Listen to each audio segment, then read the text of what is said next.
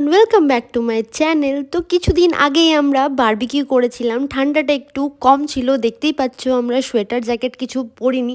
ভিডিওটা আপলোড করা হচ্ছিল না, তো তাই ভাবলাম আজকে ভিডিওটা আপলোড করে শেয়ার করি তোমাদের সাথে আমাদের বারবিকিউটা কেমন হয়েছিল।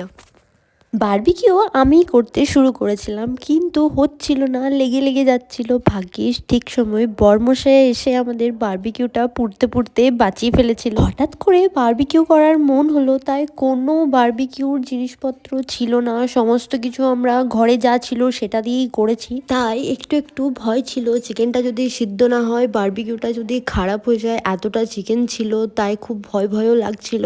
কিন্তু যাই হোক, লাস্ট অবধি চিকেনটা খুব ভালোভাবে সিদ্ধ হয়েছিল, চিকেনটার টেস্টটাও খুব দারুণ হয়েছিল। আমরা ভাবতে পারিনি বারবিকিউটা এত সুন্দরভাবে হয়ে যাবে। তার সাথে ছিল এই সবুজ চাটনিটা।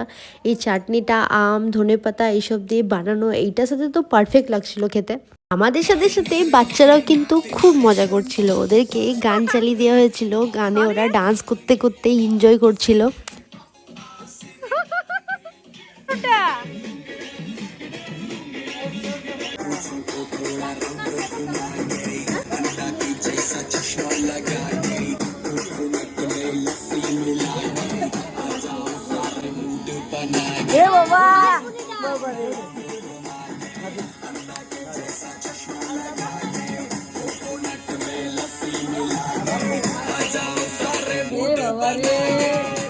সবাই মিলে ছাদে বারবিকিউ করার প্ল্যানটা কিন্তু খুবই ভালো ছিল, আমরা সবাই প্রচুর এনজয় করেছি।